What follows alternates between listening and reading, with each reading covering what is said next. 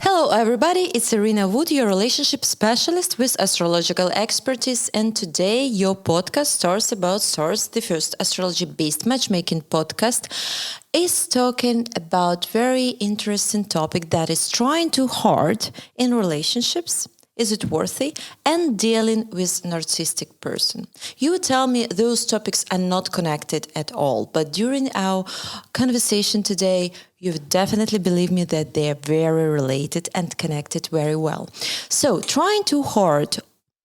Have you ever heard that saying that good deeds can bring you to hell?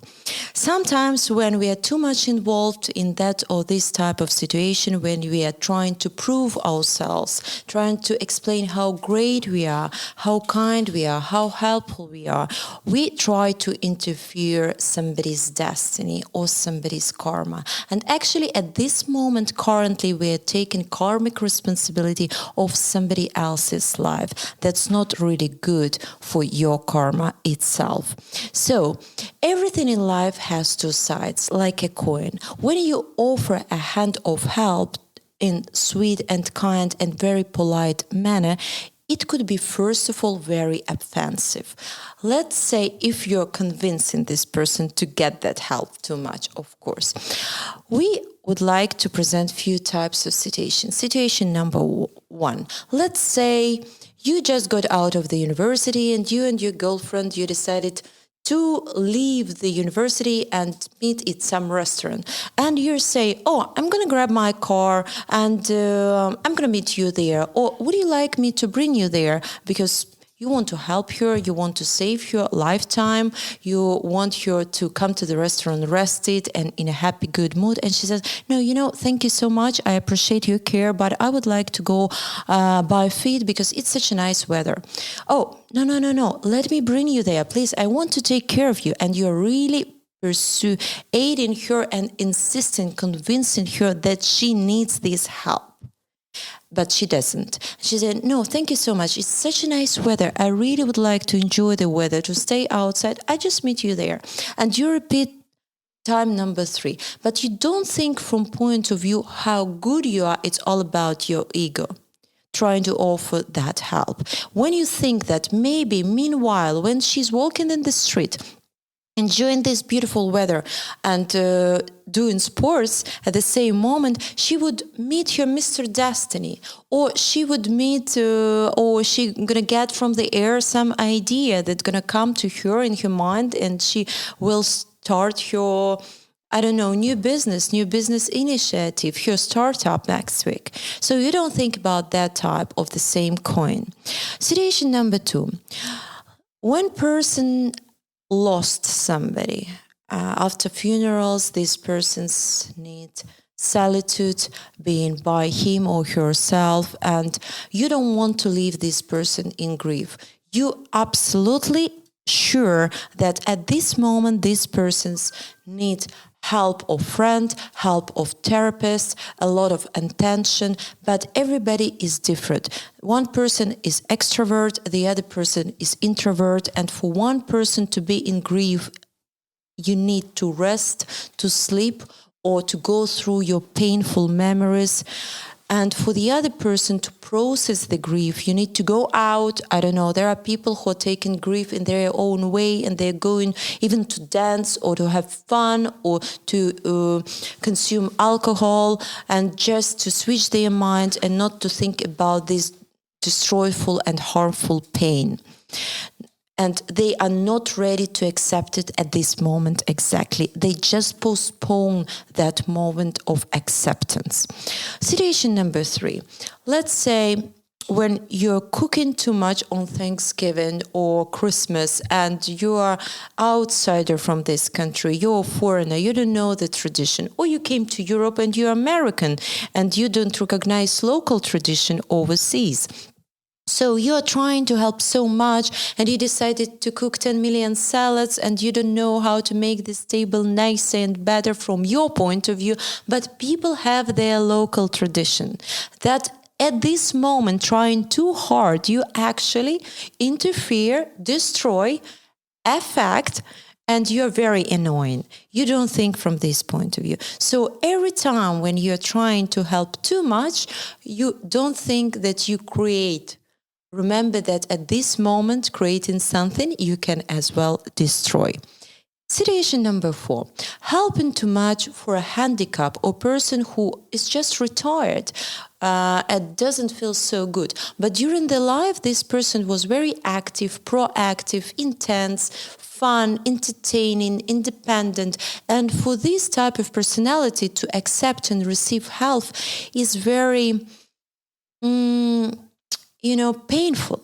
Because at this point, this person is feeling weak, and nobody wants to feel weak. We all love to feel physically healthy and physically and emotionally strong. So when you offer a help, it's good to say it once. But it's not promotion in Tony Robbins when you have to say 3 times yes, yes, yes, and it means your intention is strong. You're not offering on your help too much. You're not insisting on that. Situation number 5, move to another country. Let's say I'm Ukrainian. I see how many people are suffering on the territory of Ukraine. It's not that I'm less or more patriotic speaking about that. Sometimes people have kids and it's really dangerous and they have to leave the country if they can, of course, and if they want to. So giving advices, being a therapist or being a friend, insisting on them to go in that direction. Oh, I see you in Spain. Oh, United States is going to be great for you because I made my destiny here and it works for everybody. Not for everybody. There is a karma of territory and the feeling where you belong to. So let's say if you meant to be on Great Britain territory, one day you're going to reach that destination. It doesn't mean that United States for everybody or Canada for all Ukrainians because they have great diaspora of Ukrainians. So every time I'm a therapist, I'm a counselor, so I'm working with people in a relationship counseling, and I'm always stay away from giving advices. I can give some tips, I can share my experience, I can share my vision, I can coach people, but my task is to bring you to your own nature and to your own answer. Because all answers to all questions to the universe that you request every day of your life, with whom to live, which business to build, how to act, where to go, which decision to make, is actually they're bringing on the plate by universe. You just have to read those signs and to understand how to read them properly. Then you can naturally take your own decision, and it means that you're adult enough to take responsibility of your own life. The other thing, so every time we are given too much advice, leave this boy or leave this country, move forward. You don't know what is the second benefit for a person to stay there. What actually is this deep attachment of this person to this place, event, situation, person, or territory. Situation number 6, help to please, to get appreciation from narcissistic personality or from any type of person that you just feel, wow, he's so involving, so engaging, so cool, so unusual. And actually you understand that you just, because you received this turnover and this person is not interested in you or playing with you like with the toy and moving you back and forth, come here, I give you nice tips, I call you honey, bunny, darling, love you, spend one night with you, and after go away because now I don't need you for a week. And after, it's so involving again when this game starts. And this person is bringing you again and dropping in his or her life, and you feel, oh, you're so blessed to be in this energetic field of this grandiose personality who's just narcissistic, and that's it. So when we come into the addiction of being next to the narcissistic personality, is we are coming to the addiction to get appraised to receive compliments from figure that we decided to create in your imagination as iconic, because usually it's a great illusion and it's nothing to do with reality. So it's your own thing, it's your own unresolved puzzle that you have to figure it out with yourself before you start to continue to build up relationships with yourself and all other people, because actually relationship with narcissistic personality, they are very addictive.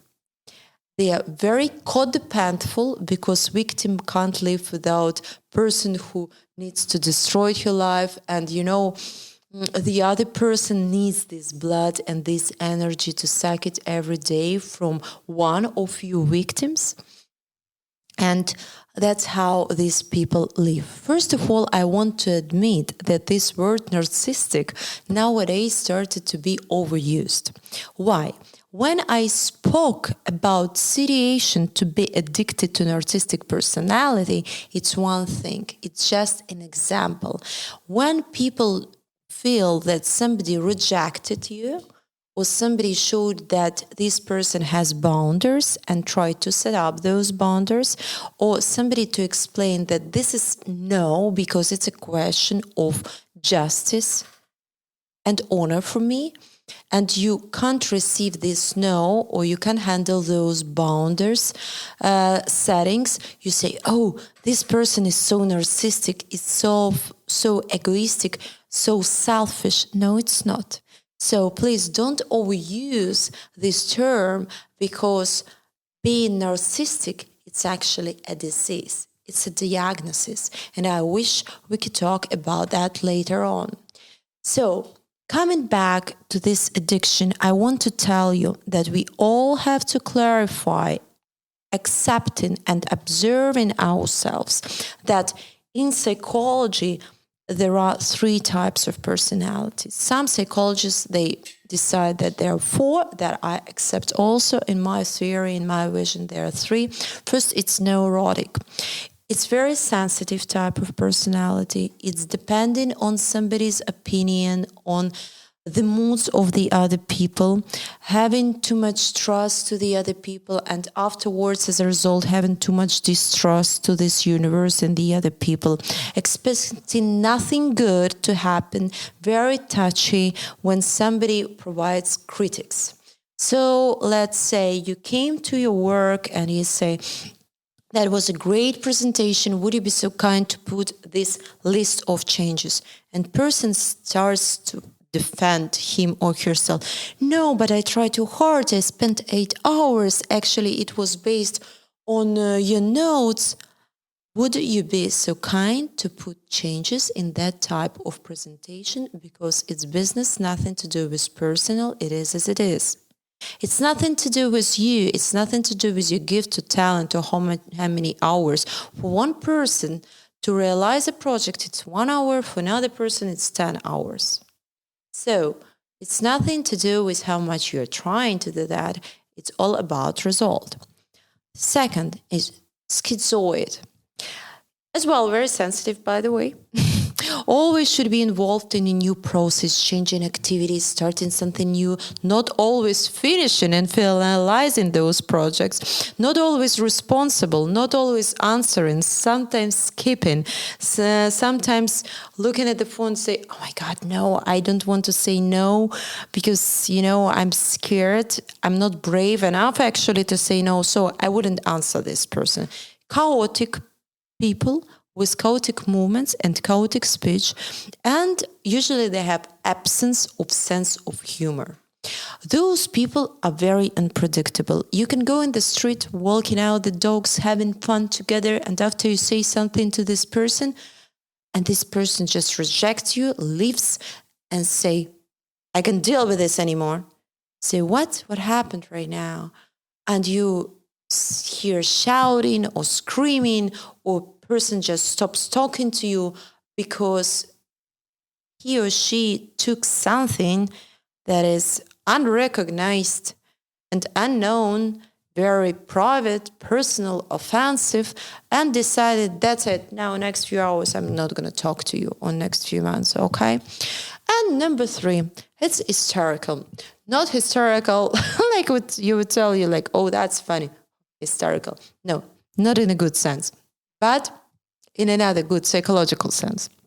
Fast recovery they have, these people, and they have some skill to be at the right time with the right people, and they can change crowds. They can get used to the different type of activity.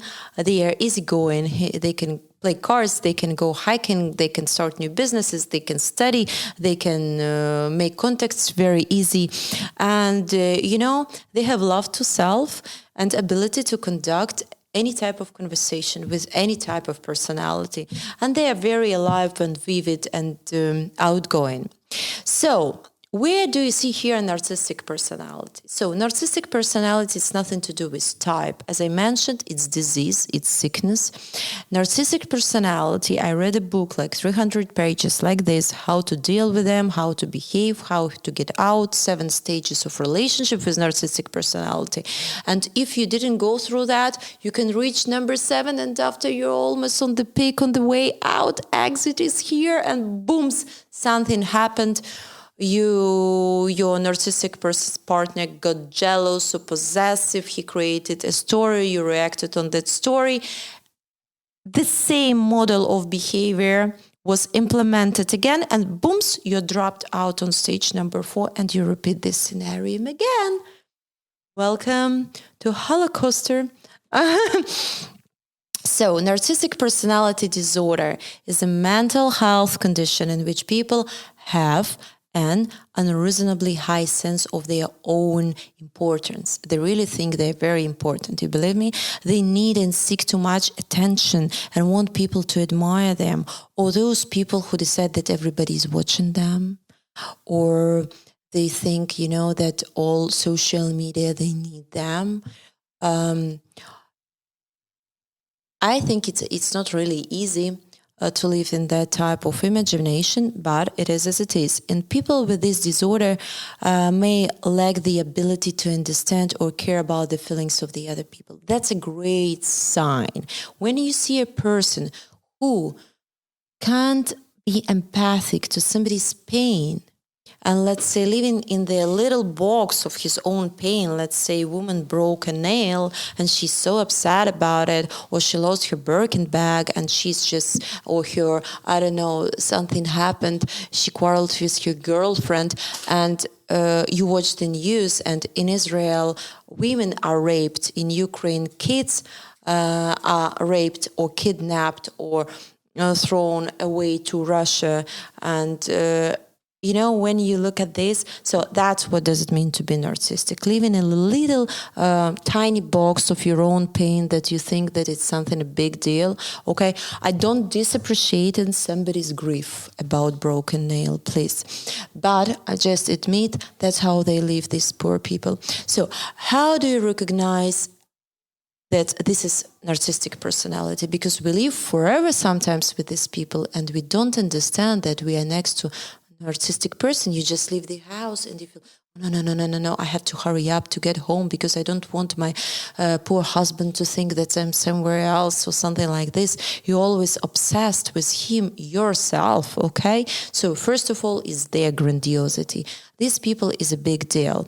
So they have some kind of an exaggerated sense of self-importance. Second, it's need of admiration. You have non-stop praise these people and give them compliments because they think if you didn't give him 1,000 extra compliment, they are not what they think about themselves, and they will find another victim, okay? So if you want to break up with narcissistic personality, ignore them. This is the best thing you can ever, they're gonna die because that's how they feed themselves with the energy of the other people. And of course, they are not self-confident because they are looking for this approval, but because they don't want to be broken-hearted. So they try to cover themselves, and it's easier for them. Self-protection helps them to become narcissistic and think, no, I'm nice and beautiful. I'm looking into the mirror 100 times per day. So, that's my way to deal with this life, because they have big issues and they have big problems and challenges. So lack of empathy, that's number 3. I already mentioned it. When they disappreciate, disrespect pain of the other people, but they point out how great and big is their own pain. Number 4, sense of entitlement. So they believe that they deserve some special treatment. So everybody is everybody, and they do need a special treatment, special respect, special appreciation, special love, special paying attention to them. Number 5, it's exploitative behavior, when actually they use you.